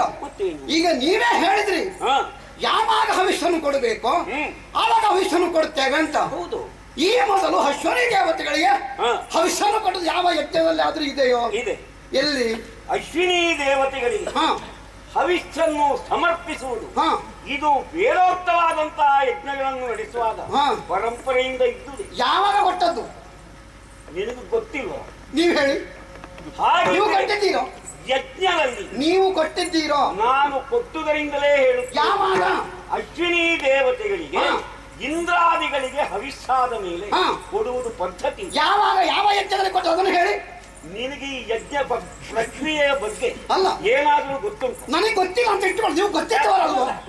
ನೀವು ಗೊತ್ತಿದ್ದವರಲ್ವ? ಈಗ ನೀನು ಯಾವ ಯಜ್ಞದಲ್ಲಿ ಅಶ್ವನಿ ದೇವತೆ ಹವಿಸ್ಸನ್ನು ಕೊಟ್ಟಿದ್ದು ಅದನ್ನು ಹೇಳಬೇಕು. ನೀನು ನನಗೆ ಗೊತ್ತಿಲ್ಲ, ನಾನು ಒಪ್ಪಿಕೊಳ್ತೇನೆ. ನಿಮಗೆ ಗೊತ್ತಿದೆಯಾ? ನೀನು ಯಜ್ಞವನ್ನು ನಡೆಸಿದೀಯಾ? ಹೌದು. ಯಾಕೆ? ಯಾಕೆ ನಿಮ್ಗೆ ಗೊತ್ತಿಲ್ವದು?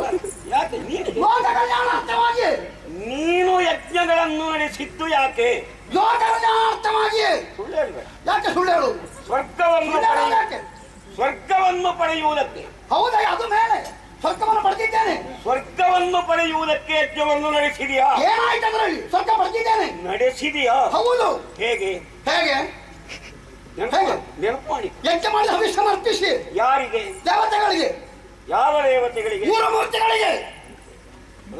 ಮೂರು ಮೂರ್ತಿಗಳಿಗೆ. ನೀನು ಯಜ್ಞವನ್ನು ನಡೆಸಿದ್ದು ಹೇಗೆ? ಮೂರು ಮೂರ್ತಿಗಳಿಗೆ ಹವಿಸ್ಸನ್ನು ಅರ್ಪಿಸಿದ್ದೇನೆ. ವಿಷ್ಣು. ಹೌದಾ? ಹಾಗಿದ್ರೆ ಇವರಿಗೆ ಹವಿಸ್ಸನ್ನು ಕೊಡುವಂತೆ ಯಾಕೆ ನೀನು? ಇವರಿಗೆ ಯಜ್ಞೋ ವೈ ವಿಷ್ಣು. ಈಗ ನೀವು ಹೇಳಿ. ಈಗ ನೀವು ಹೇಳಿದ್ದನ್ನು ಅವಸರ ಮಾಡಬೇಡ. ನೀವು ಅವಸರ ಮಾಡಬೇಡ. ನೀವು ಅಶ್ವನಿ ದೇವತೆಗಳಿಗೆ ಹವಿಸ್ಸನ್ನು ಕೊಟ್ಟಿದ್ದೇನೆ ಅಂತ ಹೇಳಿದ್ರಲ್ಲ, ಅದು ಯಾವಾಗ ಅಂತ ಹೇಳಿ. ಸರ್ವಭೂತ ಯಜ್ಞಗಳಲ್ಲಿ ಅಶ್ವಿನಿ ದೇವತೆಗಳು ಹವಿಸ್ಸು ಪ್ರತಿಯೊಂದು ಯಜ್ಞದಲ್ಲಿ ದಿನವೂ ಸಲ್ಲಿಸಲ್ಪಡ್ತದೆ. ಇವರು ಹುಟ್ಟಿದ ಯಾಕೆ ನೀನು ತಿಳಿಯುವುದಿಲ್ಲ? ಇವರು ಹುಟ್ಟಿದ ಯಾವಾಗ? ಮೊನ್ನೆ ಮೊನ್ನೆ. ನೀವು ಹವಿಸ್ಸು ಕೊಟ್ಟದ್ದು ಯಾವಾಗ? ಮೊನ್ನೆ ಮೊನ್ನೆ. ಮೊನ್ನೆ ಯಾವ ಯಜ್ಞದಲ್ಲಿ? ಅಶ್ವಿನಿ ದೇವತೆ ಯಾವ ಯಜ್ಞದಲ್ಲಿ? ನಾವು ದಿನನಿತ್ಯವೂ ಯಜ್ಞವನ್ನು ನಡೆಸುವ ನಡೆಸುವ ಹೊತ್ತಿಗೆ ಹಾ. ಅಶ್ವಿನಿ ದೇವತೆಗಳಿಗೂ ಹವಿಸ್ಸಿದೆ. ಓಹೋ. ನಿನಗೆ ಮಾತ್ರ ಅಲ್ಲ. ನೋಡಿ ಋಷಿಗಳೇ, ಏನಾದ್ರೂ ಹೇಳಿ. ಏನಾದ್ರೂ ನಿಮಗೆ ಒಟ್ಟು ಜಾರಬೇಕಾಗಿದೆ. ಈಗ ನಾವು ಅದನ್ನೆಲ್ಲ ಒಪ್ಪಿಕೊಳ್ಳುವವರಲ್ಲ. ಮೊದಲು ಯಾವುದನ್ನು ನಾವು ಪರಂಪರೆ ಅಂತ ಹೇಳ್ತೇವೋ, ಯಾವುದು ಹಿಂದೆ ನಡೀಲಿಲ್ವೋ ಅದನ್ನು ನೀವು ಇಂದು ನಿಮ್ಮ ತಂದೆ ಯಜ್ಞದಲ್ಲಿ ಮಾಡ್ತಾರೆ. ಯಾವ ಯಜ್ಞದಲ್ಲಿ? ನಾನು ಅದನ್ನು ಖಂಡಿತ ಒಪ್ಪಿಕೊಳ್ಳುವುದಕ್ಕೆ ಸಾಧ್ಯ ಇಲ್ಲ. ಧರ್ಮವನ್ನು ಪರಂಪರೆಯನ್ನು ಬಿಟ್ಟರೆ ಅದು ಧರ್ಮ ಅಧರ್ಮ ಆಗುತ್ತದೆ. ನಾವನ್ನು ಒಪ್ಪೋದಿಲ್ಲ. ಪರಂಪರೆಯ ಧರ್ಮ ಯಾವುದು? ಹಿಂದೆ ಮಾಡಿದ್ದು. ನಾವು ಯಜ್ಞಗಳನ್ನು ನಡೆಸುವಾಗ, ಸರ್ವಭೂತ ಯಜ್ಞವನ್ನೂ ಮಾಡುವಾಗ ಅಶ್ವಿನಿ ದೇವತೆಗಳಿಗೂ ಹವಿಸ್ಸನ್ನು ಅರ್ಪಿಸುತ್ತಿರುವಾಗ ಅವರ ಹೆಸರನ್ನು ಹೇಳಿ ಮಂತ್ರೋಚ್ಚಾರಣೆ ಮಾಡಿ ಕರೆದದ್ದುಂಟ. ಮಾಡಿ ಸುಮ್ಮನೆ ಅಲ್ಲ, ಏನಾದ್ರೂ ಹೇಳಿ ಅಲ್ಲ. ನಾನು ಇಲ್ಲಿ ಬಿಡೋದಿಲ್ಲ. ಅಶ್ವಿನಿ ದೇವತೆಗಳಿಗೆ ಹವಿಸ್ಸನ್ನು ನಾವು ಯಾವಾಗಲೂ ನಾನು ಇಲ್ಲಿ ಬಿಡೋದಿಲ್ಲ. ಕಾಲೋಚಿತ ನೀತಿಯ ಕಾಲೋಚಿತ ನೀತಿಯ ಬಗೆಹುರೆ ಸಧರ್ಮ ಹಗರಣ ಎಸಗರೆ ಹವಿಯನ್ನೀವರೆ ಹಗರಣ ಎಸಗರೆ ಹವಿಯನ್ನೀವರೆ ಸೊಗಸಹುದಿ ಮಕವೋ ಕಾಲೋಚಿತ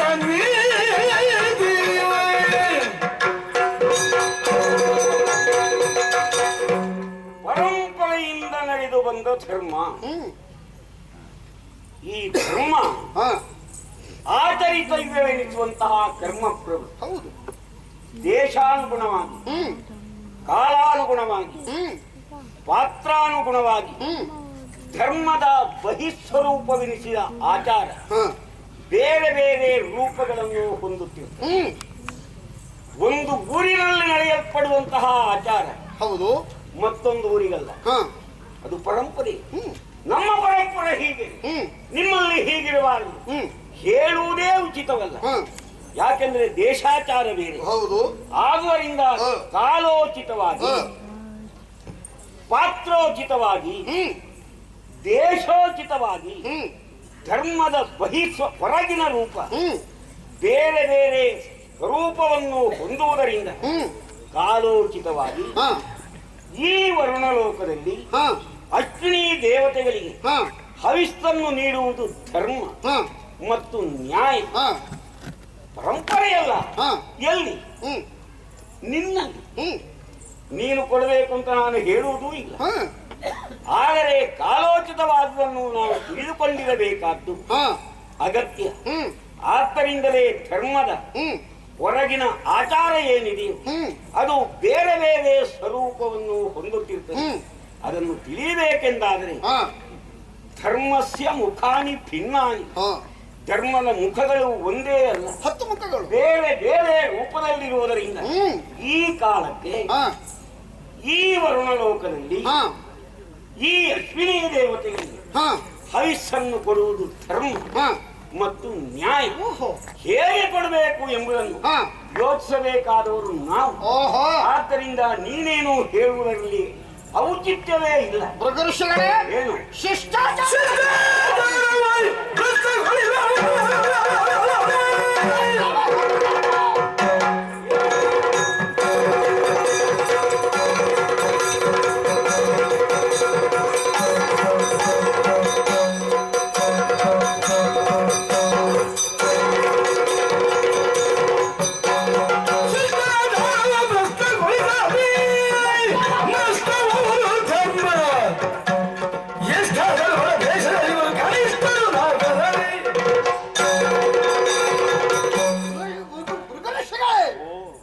ಶಿಷ್ಟಾಚಾರ ಎಂಬುದೊಂದಿದೆ. ಆ ಶಿಷ್ಟಾಚಾರವನ್ನು ಬಿಟ್ಟು ನಡೆಯುವುದಕ್ಕೆ ಯಾರು ಶಕ್ಯರಲ್ಲ, ಯಾರು ಮಾಡಕೂಡದು. ಅದನ್ನು ನಾನು ಮಾಡ್ತೇನೆ. ದೇವಂದ್ರೆ ಬೇಸರವಾಗಿದೆ, ನಾನು ಒಪ್ಪದ ಮುಂದುವರಿಸ್ತೇನೆ ಅಂತ ನೀವು ಹೇಳೋದು ಅದು ಸ್ವಲ್ಪ ಉದ್ದಟತನವಾಗ್ತದೆ. ನಿಮ್ಮಂತೊಳಗೆ ಅದು ಸರಿಯಲ್ಲ. ಆದ ಕಾರಣ ಶಿಷ್ಟಾಚಾರವನ್ನು ಬಿಟ್ಟರೆ ಧರ್ಮಕ್ಕೆ ನಷ್ಟವಾಗುವುದು. ಧರ್ಮಕ್ಕೆ ನಷ್ಟವಾಗುವುದು ನಾವು ಖಂಡಿತ ಸಹಿಸಿಕೊಳ್ಳಲಾರೆವು. ಅದಕ್ಕಾಗಿ ನಾನು ಇದನ್ನು ಆಕ್ಷೇಪಿಸಿದ್ದು. ನನಗೆ ಬೇರೆ ಹಗೆ ನೀವು ತಿಳ್ಕೊಳ್ಬೇಡಿ. ವರ್ಣನಲ್ಲಿಯೂ ಹೊಗೆ ಇಲ್ಲ, ನಿಮ್ಮಲ್ಲಿಯೂ ಹೊಗೆ ಇಲ್ಲ. ಯಾವುದನ್ನು ಯಾರು ಮಾಡಬೇಕು, ಯಾರಿಗೆ ಯಾರು ಶ್ರೇಷ್ಠ ಪದವನ್ನು ಕೊಟ್ಟಿದ್ದಾರೆ ನೀವು ಹೇಳಿದ ಹಾಗೆ ಯಮನಿರಬಹುದು, ಶನಿದೇವನಿರಬಹುದು, ಅದಕ್ಕೊಂದು ಪದ್ಧತಿ ಎಂಬುದಿದೆ. ಹೌದಪ್ಪ. ಅದು ಲೋಕದ ಶಿಷ್ಟಾಚಾರ. ಯಾರು ಹೇಳಬೇಕೋ, ಎಲ್ಲಿ ತೀರ್ಮಾನವಾಗಬೇಕು ಅಲ್ಲಿ ತೀರ್ಮಾನ ಆಗಲಿ. ನಾನು ಮಾತಾಡಿದ್ರೆ ಮತ್ತೆ ನೀವು ಹೇಳಬೇಕು.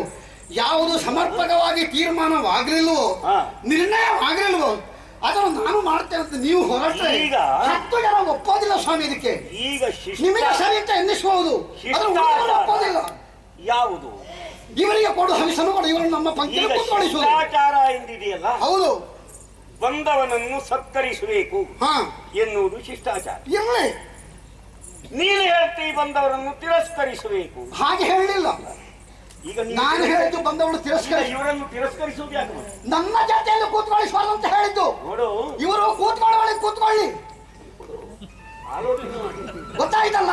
ಅವರು ದೇವಭಕ್ತಿಯಲ್ಲಿ ಕುಳಿತುಕೊಳ್ಳುವುದಕ್ಕಲ್ಲ. ನಾನು ಆಕ್ಷೇಪಿಸಿದ್ದನ್ನು ಸರಿ ತಾನೆ? ಹೌದು. ಬೇರೇನಾದ್ರೂ ಆಕ್ಷೇಪ ಇವರಿಗೆ ಅಶ್ವಿನಿ ಅಂತ ಹೇಳಿದ್ರೆ ಅಶ್ವಿನಿ ದೇವತೆಗಳು ದೇವ ಪಂಕ್ತಿಯಲ್ಲಿ ಕುಳಿತುಕೊಳ್ಳುವುದಕ್ಕೆ ಯಾಕೆ ಅರ್ಹರಲ್ಲ? ಅವರು ಕುದುರೆ ಮಾರವರು, ಕುದುರೆ ಹುಟ್ಟಿದವರು. ಆ ಯೋಗ್ಯತೆ ದೇವತೆಗಳಿಂದ ಯೋಗ್ಯತೆ ಅವರಿಗೆ ಇಲ್ಲ. ಮತ್ತೆ ಸೂರ್ಯ ಇವರು ಸೂರ್ಯಪುತ್ರರು ಎನ್ನುವುದು ಯಾಕೆ ಅಲ್ಲ ಅಂತ ಹೇಳಿ ಕುದುರೆ ಮರಿಗಳು ಅಂತ ಹೇಳಿದ್ರೆ ಆಯ್ತು. ಹೌದು, ಅದನ್ನೇ ಹೇಳ್ತಾರೆ. ಸೂರ್ಯನೇ ಕುದುರೆ ಹುಟ್ಟಿದವರು ಅಂತ ಹೇಳಿ ಹೇಳಿದ್ರು. ನೀವು ದೇವತೆಗಳು ಹೇಗೆ ಹೇಗೆ ಮಕ್ಕಳನ್ನು ಪಡೆಯುತ್ತೀರಿ ಅಂತ ಗೊತ್ತಾಗ್ತದೆ. ಆದ್ರೆ ಒಂದು ಸ್ವಾಮಿ, ನೀವು ಅದನ್ನು ಹೇಳಿ, ದೇವತೆಗಳು ಹೇಗೆ ಮಕ್ಕಳನ್ನು ಪಡೆಯುವುದಲ್ಲ, ಋಷಿಮುನಿಗಳು ಹೇಗೆ ಪಡೆಯುತ್ತದೆ ಲೋಕಕ್ಕೆ ಗೊತ್ತಿದೆ. ಈ ಋಷಿಮುನಿಗಳಿಗೆ ರಾಕ್ಷಸರು ಅಂತ ಯಾವುದು ಆಗುತ್ತದೆ. ದೇವತೆಗಳು ಹಾಗಲ್ಲ. ನಾವು ಹೇಗೆ ಬೇಕಿದ್ರು ಸಂತಾನವನ್ನು ಪಡೆದರು ನಮ್ಮ ಮಕ್ಕಳು ಅಂತ ಹೇಳುವುದು, ಬೇರೆ ಏನು ಹೇಳುವುದು. ನೀವು ನಾವು ಅದನ್ನೇ ನಾನು ನೋಡಿ, ಈಗ ನೀವೇ ನಾನು ಅದನ್ನೇ ಹೇಳಿದ್ದು. ಮಾಡಿದ್ದು ಸರಿ ಅಂತ ನೀವು ಹೇಳ್ತೀರಲ್ಲ. ನಾವು ಹೇಗೆ ಮಕ್ಕಳು ಪಡೆದು ನಮ್ಮ ಮಕ್ಕಳು, ನೀವು ನಮ್ಮ ಮಕ್ಕಳು ಅಂತ ಹೇಳಿದ್ರೆ ಮತ್ತೇನು ಮಾಡೋದು? ಈಗ ನೀನು ಹೇಳುವುದೇನು? ಏನು? ಇವರು ಕುದುರೆ ಮರಿಗಳು. ಹೌದು, ಒಂದು ಆಕ್ಷೇಪ. ಮತ್ತೊಮ್ಮೆ ಹೇಳ್ತೀವಿ ಸೂರ್ಯ ಉತ್ತರರು, ಮತ್ತೊಂದು ಆಕ್ಷೇಪ. ಕುದುರೆ ಮರಿಗಳು ಅಂತ ಹೇಳುವುದು ನೀನು, ಸೂರ್ಯನ ಮಕ್ಕಳು ಅಂತ ಹೇಳುವುದು. ಸೂರ್ಯನಿಗೆ ಯಾರಲ್ಲಿ ಹುಟ್ಟಿದವರು? ಅವನ ಹೆಂಡತಿ ಆದ ಸಂಜ್ಞಾನೆಯಲ್ಲಿ ಅವಳು ಹೇಗಾಗಿದ್ರು? ಕುದುರೆಯ ಆಕೃತಿಯಿಂದ ಹುಟ್ಟಿದ್ದು ಕುದುರೆ ಹಾಕುತ್ತಿರುವಾಗ. ಹೌದಾ? ಹೌದು. ಮತ್ತೆ ಸಂಜ್ಞಾನೆಯಲ್ಲಿ ಹೌದಾ? ಕುದುರೆಯ ರೂಪ ಹೌದಾ? ಸೂರ್ಯನು ಕುದುರೆಯ ರೂಪವನ್ನು ಹೊಂದಿದ್ದ ಹೌದಾ? ಹಾಗಾದ್ರೆ ಯಾರಿಗೆ ಹುಟ್ಟಿದ್ದು? ಆದ್ದರಿಂದಲೇ ಯಾರಿಗೆ ಹುಟ್ಟಿದಲ್ಲ? ಹಾಗಾದ್ರೆ ಯಾರಿಗೆ ಹುಟ್ಟಿದ್ದು? ಕುದುರೆಯ ರೂಪದಲ್ಲಿದ್ದ ಸೂರ್ಯನಿಂದ ಕುದುರೆಯ ರೂಪದಲ್ಲಿದ್ದ ಸಂಜ್ಞಾದೇವಿ ಪಡೆದವಳು. ಹುಟ್ಟಿದ್ದು ಕುದುರೆಯಾಗಿರುವಾಗಲೂ ಸೂರ್ಯನಾಗಿರುವಾಗಲೂ ಅಂತ ಹಾಗಿದ್ರೆ ಹಾಗೆ ಹೇಳ್ಬೋದಲ್ಲ. ಯಾವಾಗ ಹುಟ್ಟಿದ್ದು? ಸೂರ್ಯ ಮಕ್ಕಳಲ್ಲ, ಯಾವುದೇ ಮರಿಗಳು. ಈಗ ನೀವು ಹೇಳಿದ್ದು ಈಗ ಸರಿಯಪ್ಪ. ಅದನ್ನು ಪ್ರಾರಂಭ ಮಾಡಿದ್ದು ನೀವು ಸ್ವಾಮಿ. ಸೂರ್ಯನ ಮಕ್ಕಳಾದಂತಹ ಯಮನಿಗೂ ಶನಿಗೂ ಸ್ಥಾನ ಇದೆ, ಸೂರ್ಯನ ಮಕ್ಕಳ ಇವರಿಗೆ ಸ್ಥಾನ ಇಲ್ಲ ಅಂತ ಹೇಳಿದ್ದು ನೀವು. ಈಗ ನಾನೆಲ್ಲ ಹೇಳಿದ್ದು ನಿಲ್ಲುವುದು ಯಾಕೆ? ಶನಿಯನ್ನು ಪಡೆದದ್ದು ಹೇಗೆ? ಸ್ಥಾನ ಕೊಟ್ಟಿದೆಯಲ್ಲ. ನಾನಲ್ಲ, ಮತ್ತೆ 3 ಮೂರ್ತಿಗಳು ಕೊಟ್ಟದ್ದು. ಇದು ಋಷಿಗಳು ಕೊಟ್ಟದ್ದು. ಅವರು ಕೊಡ್ಲಿ, ನೀವಲ್ಲ. ಈಗ ನಿನ್ನ ಆಕ್ಷೇಪ ಇದು 3 ಮೂರ್ತಿಗಳು ಬರಲಿಲ್ಲ ಅಷ್ಟೇ ತಾನೆ? ಅವರು ನೀವಲ್ಲ ಕೊಡ್ಲಿಕ್ಕೆ, ವರುಣನು ಅಲ್ಲ. ನೋಡು, ನೀವು ವರುಣನು ಕೊಟ್ಟದಾದ್ರೆ ತಡೆಯುತ್ತೇನೆ. ಈಗ ಯಾವ ಕಾರಣಕ್ಕೂ ನಾನು ಬಿಡಲಾರೆ. ಈಗ ನೀನು ತಡೆಯುವುದು ಯಾಕೆ? ಇವರಿಗೆ ಕೊಡಬಾರದು ಎಂಬುದರಿಂದಲೇ. 3 ಮೂರ್ತಿಗಳು ಬರಲಿಲ್ಲ ಎಂಬ ಕಾರಣದಿಂದಲ ನೀವು ಕೊಡಬಾರದು ಅಂತ ನಾವು ಕೊಟ್ಟರು. ನೀವು ಕೊಡು. ನಾವು ಕೊಡುವುದಿಲ್ಲ. ನಾನು ಅದಕ್ಕೆಲ್ಲ ಇರುತ್ತೆ ಯಜ್ಞ ನನ್ನ ಯಜ್ಞ ನಾನು ಯಜ್ಞ ಮಾಡ್ತೇನೆ. ನಮ್ಮ ಯಜ್ಞದಲ್ಲಿ ನೋಡು, ನಿಮಗೆಲ್ಲ ಹೀಗೆ ಮಾತಾಡಿ ಅಭ್ಯಾಸ. ನೀನು ನಾವು ಗೊತ್ತು ನಿಮ್ಮ ಸ್ವಭಾವ. ಅಬದ್ಧಂ ಪಠಿತ್ವಾ ಕುಚೋದ್ಯಂ ಕರೋತಿ. ಕೊನೆಗೆ ಇದು ಇವರಲ್ಲಿ ಮತ್ತೆ ಬೇರೆ ಏನೂ ಇಲ್ಲ. ನೀನು ಹೇಳುವುದು ಅಸಂಬದ್ಧ, ಆದೀತಪ್ಪ. ಮಾಡುವುದು ಅವ್ಯವಹಾರ, ಆದೀತು. ವೇಷಗಳು.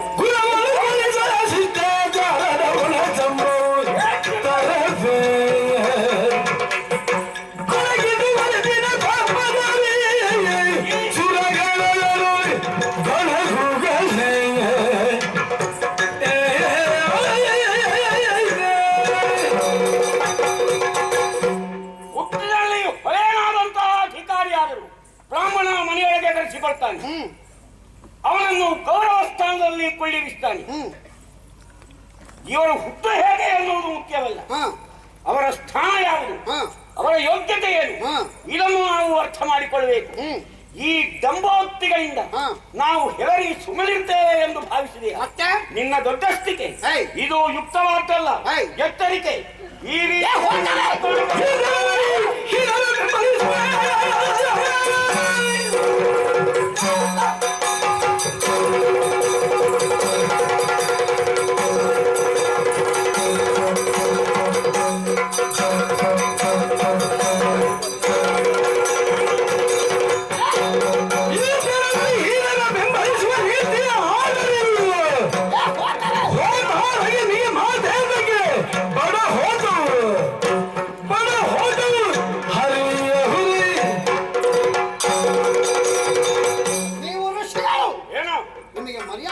ಅಪಮಾನ ಮಾತನಾಡಿದೆ. ಋಷಿಗಳೆಂದರೆ ದಾರ್ಶನಿಕರು ಎಂಬುದು ಸರಿತಾನೆ. ನಾನು ಅಶ್ವನಿ ದೇವತೆಗಳನ್ನು ಆಕ್ಷೇಪಿಸಿದ್ದಕ್ಕೆ ನಿಮಗೆ ಸಿಟ್ಟುಬರ್ತದೆ.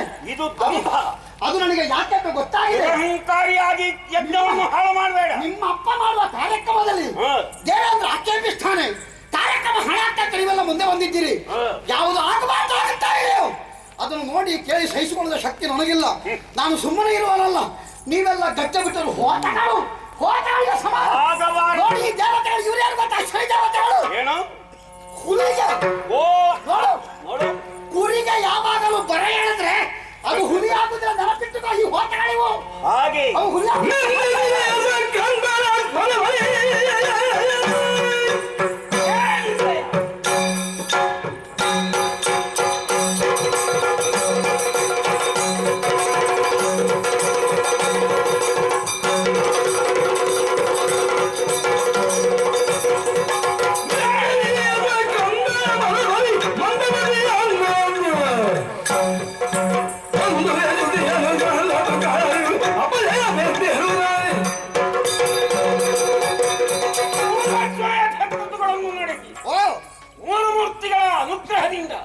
ಸ್ವರ್ಗಾಧಿಪತ್ಯವನ್ನು ಪಡೆದಂತಹ ನೀನು ಅಷ್ಟರಿಂದಲೇ ಗರ್ವಿತನಾದು ಏನೆಂದೆಯ ಸಂಕ್ರಂದನ.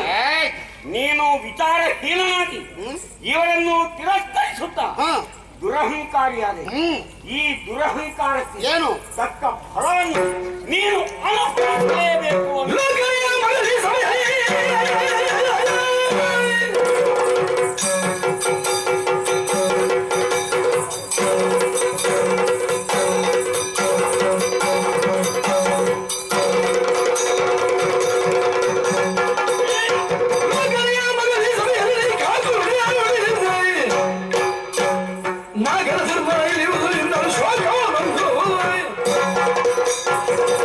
ಅದಕ್ಕೆ ಹಿತವನು ಶಕ್ರ. ಈ ಕಲ್ಪನೆಯುಳ್ಳಂತಹ ನಾವು ನಿನ್ನನ್ನು ಗೌರವ ಭಾವದಿಂದ ಕಾಣ್ತೇವೆ. ನೀನು ಲೋಕ ಹಿತಕಾರಕವಾದ ಸತ್ಕರ್ಮಗಳನ್ನು ನಡೆಸು. ಈ ಶುಭ ಕಾಮನೆಯಿಂದ ನಿನ್ನನ್ನು ಸ್ವಾಗತಿಸ್ತೇವೆ.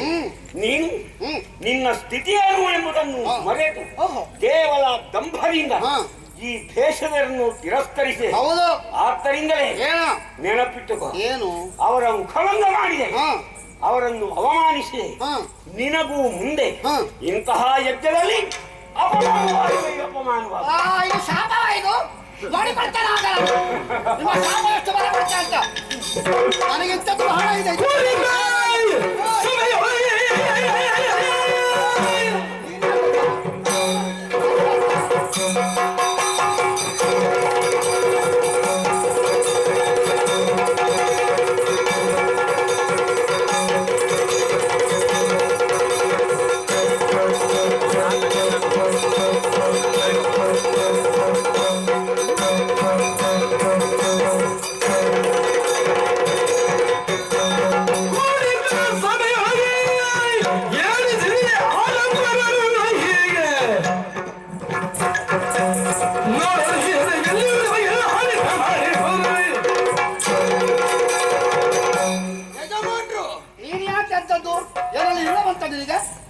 ಅಲ್ಲ ಹಸಿವೆ ಜ್ವರ ಆಯ್ತು.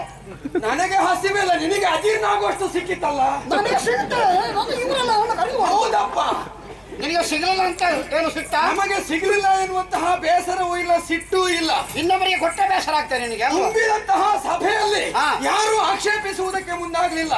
ನಮ್ಮ ಯಜಮಾನನಾದಂತಹ ನೀನು ಆಕ್ಷೇಪಿಸುವುದಕ್ಕೆ ಮುಂದಾದಿಯಲ್ಲ. ಏನು ನಾವು ಮುಟ್ಟುವುದಕ್ಕೆ ಯೋಗ್ಯರಲ್ಲ, ನಾವು ಅಸ್ಪೃಶ್ಯರ.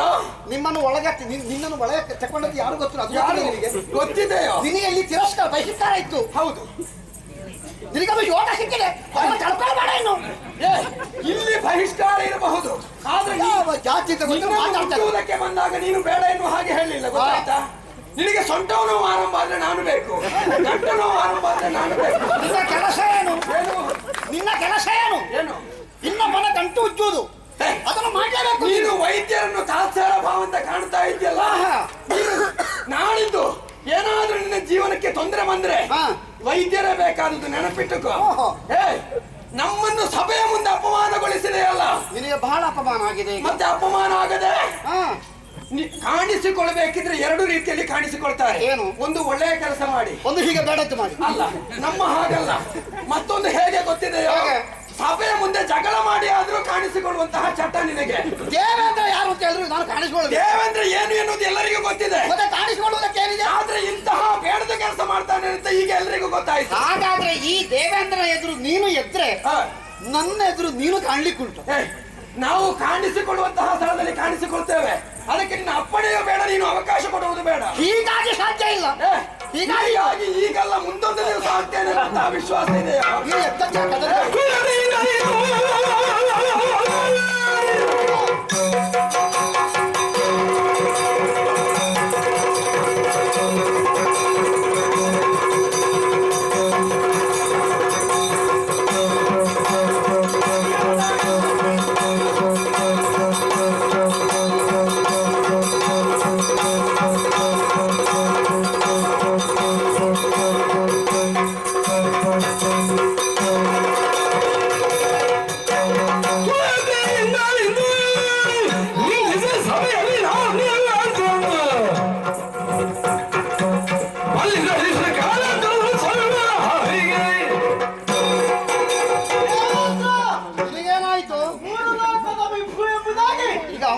ಅಂತ ನೀನು ಎದ್ದದ್ದು ಹೇಗೆ?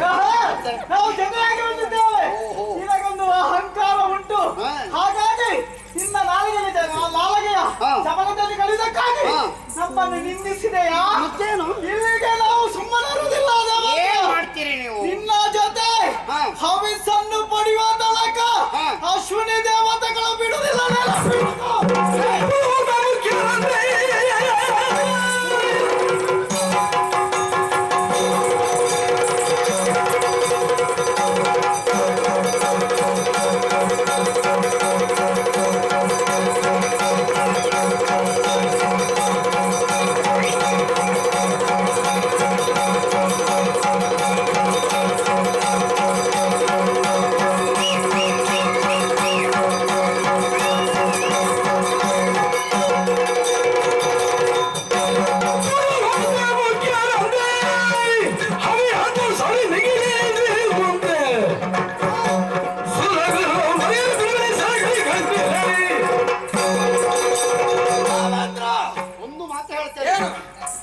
ನಾನು ಸ್ವರ್ಗಕ್ಕೆ ಕರ್ಕೊಂಡು ಬಂದದಕ್ಕೆ ಸಾರ್ಥಕ ಆಯ್ತು.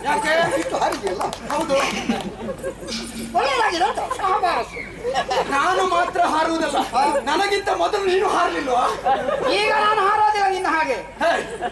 ಈ ಸಭೆಯಲ್ಲಿ ನೀನೆಷ್ಟು ಹಾರಾಡಿದ್ದೆ ಅನ್ನೋದು ನನಗೆ ಗೊತ್ತಿದೆ.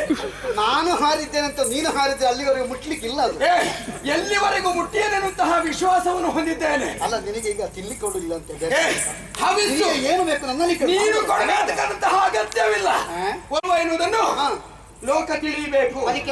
ಅದಕ್ಕಾಗಿ ನೆನಪಿಟ್ಟಿಕೋ, ಒಂದಲ್ಲ ಒಂದು ದಿವಸ ಸುರರ ಪಂಕ್ತಿಯಲ್ಲಿ ಹವಿಸನ್ನು ಉಣ್ತೇವೆ. ನಿನ್ನ ಸೆರಗುಂಟ, ನಿನ್ನ ಸೆರಗಿನಲ್ಲೊಂದು ಗಂಟು ಕಟ್ಟಿ ಹಾಕಿ ಹೋಗಬೇಕು. ಯಾಕಂದ್ರೆ ನಿನಗೆ ನೆನಪು ಉಳಿಯುವುದಿಲ್ಲ, ಕೆಲವರ ಮರೆತು ಹೋಗ್ತದೆ.